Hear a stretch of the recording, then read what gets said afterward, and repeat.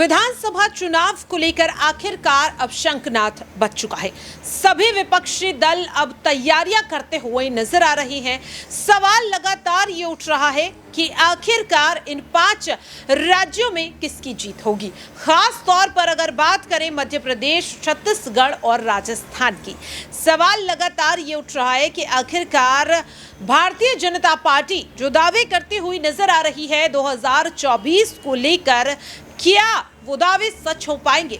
अगर वाकई में बीजेपी को 2024 में फिर से सत्ता पर विराजमान होना है तो उससे पहले विधानसभा चुनाव की अग्नि परीक्षा को पार करना पड़ेगा। लेकिन जिस तरह से मध्य प्रदेश हो, छत्तीसगढ़ हो या राजस्थान, तीनों ही राज्यों में भारतीय जनता पार्टी लगातार आलोचना का सामना कर रही है। जिस तरह से देश की जनता अब सीधे सीधे मोदी सरकार पर सवाल उठा रही है, ऐसे में क्या बीजेपी अब इस अग्नि परीक्षा को पार कर पाएगी या नहीं। नमस्कार, नेक्स्ट 9 न्यूज देख रही हैं आप और मैं हूं आपके साथ प्रज्ञा सिंह। बहुत बहुत स्वागत है आपका मेरे खास प्रोग्राम सत्ता से सवाल में। सत्ता से सवाल में आज बात विधानसभा चुनाव की। दरअसल आपको बता दें कि कल चुनाव आयोग ने आखिरकार 5 राज्यों पर बड़ा ऐलान कर दिया। तारीखों के ऐलान के बाद अब सभी दल तैयारियां कर रहे हैं। ऐलान की अगर बात करें तो बीजेपी भी दावा करती हुई नजर आ रही है कि जीत बीजेपी की ही होगी। न केवल यहां पर मध्य प्रदेश बल्कि छत्तीसगढ़ और राजस्थान को लेकर भी ऐसे ही दावे भारतीय जनता पार्टी करती हुई नजर आ रही है। कल जब तारीखों का ऐलान चुनाव आयोग द्वारा किया गया तभी यहां पर देखने को मिला राजस्थान की पूर्व मुख्यमंत्री वसुंधरा राजे सिंधिया ने एक ट्वीट कर दिया। ट्वीट करते हुए वसुंधरा राजे सिंधिया साफ तौर पर इस बात की ओर इशारा करती हुई नजर आई कि इस बार राजस्थान में कमल खिलना तय है। लेकिन सवाल लगातार ये उठ रहा है कि जिस वसुंधरा राजे सिंधिया को लेकर भारतीय जनता पार्टी ही अभी कश्मकश में है कि आखिरकार उन्हें मुख्यमंत्री के तौर पर आगे किया जाना चाहिए या नहीं।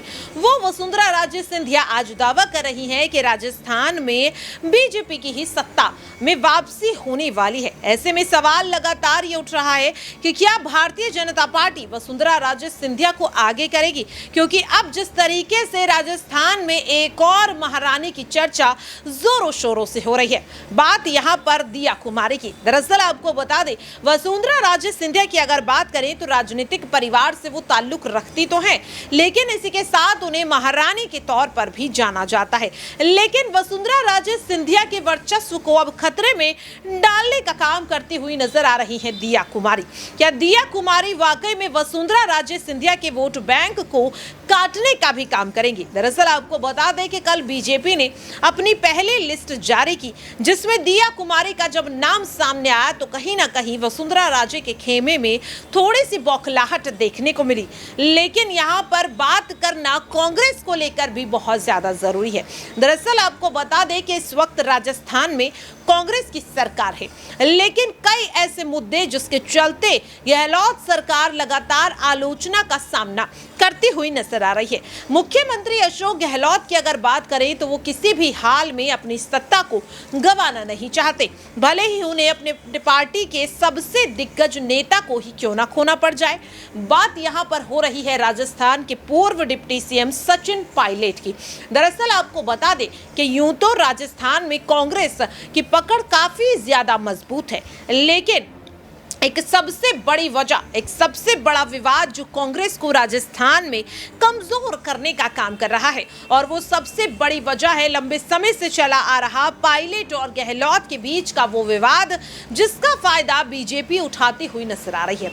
प्रधानमंत्री नरेंद्र मोदी हो या फिर अमित शाह या फिर खुद यहाँ पर वसुंधरा राजे सिंधिया ही क्यों ना हो, तमाम दिग्गज नेता सीधे सीधे इस विवाद का फायदा उठाते हुए नजर आ रहे हैं। खुद वसुंधरा राजे सिंधिया ने भी कई बार ट्वीट के माध्यम से तो कभी मीडिया से रूबरू होते हुए इस मुद्दे को उठाने का काम किया और राजनीति को गरमाने का काम भी किया। अब ऐसे में सवाल ये उठ रहा है कि क्या वसुंधरा राजे सिंधिया को मात देने के लिए अशोक गहलोत सचिन पायलट से हाथ मिलाएंगे या नहीं।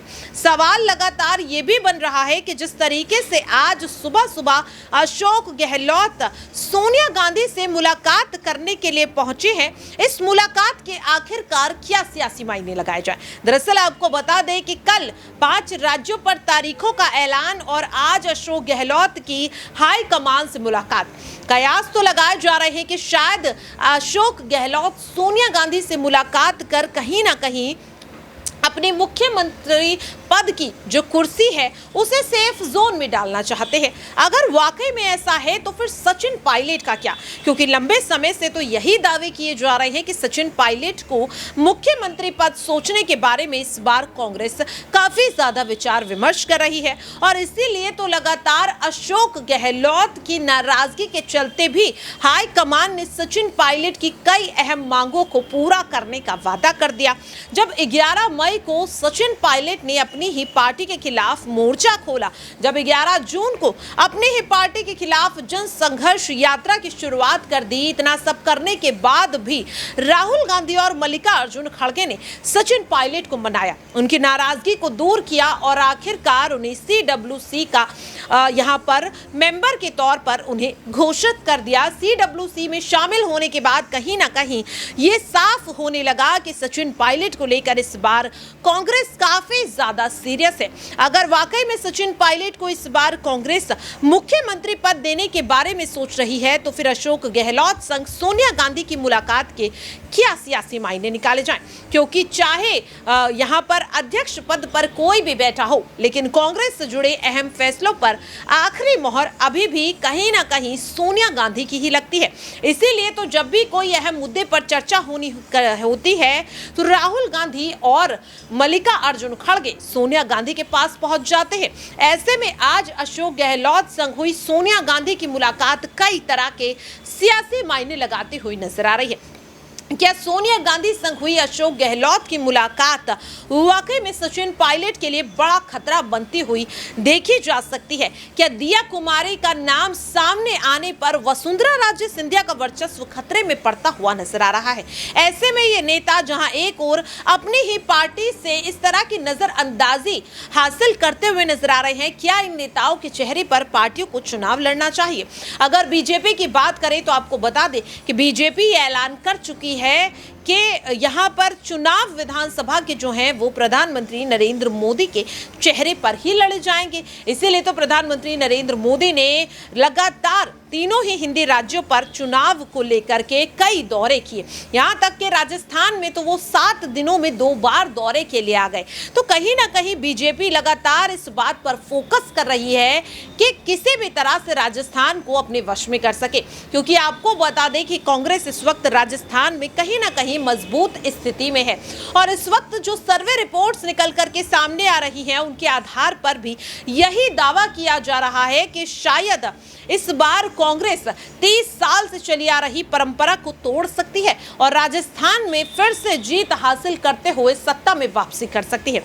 लेकिन सत्ता में वापसी करने के बाद आखिरकार सत्ता को चलाएगा कौन, अशोक गहलोत या फिर सचिन पायलट? सचिन पायलट जिन्हें लग रहा था कि अब उनका सपना पूरा होने वाला है, अब राजस्थान की जो कुर्सी है वो उनके हाथों में सौंपी जाएगी, उन्हें उस कुर्सी पर बिठाया जाएगा, मुख्यमंत्री का जो ताज होता है वो उन्हें पहनाया जाएगा। लेकिन क्या अशोक गहलोत संग हुई सोनिया गांधी की ये एक मुलाकात सचिन पायलट की 4.5 साल की मेहनत को मिट्टी में मिलाने का काम तो नहीं कर देगी? इस तरह के तमाम सवाल यहां पर उठते हुए नजर आ रहे हैं। हालांकि तस्वीर बहुत जल्द साफ हो जाएगी, क्योंकि कांग्रेस भी अब जल्द ही अपनी लिस्ट को जारी करना शुरू कर देगी। देखना होगा कि आखिरकार अशोक गहलोत संग हुई सोनिया गांधी की ये मुलाकात किसकी मुश्किलें बढ़ाएगी, बीजेपी की या फिर सचिन पायलट की? क्या लगता है आपको? अपनी राय कमेंट बॉक्स में जरूर शेयर करें। फिलहाल के लिए मेरे खास प्रोग्राम 70 से सवाल में आज के लिए इतना ही। कल फिर होगी किसी अन्य मुद्दे को लेकर आप सभी से मुलाकात।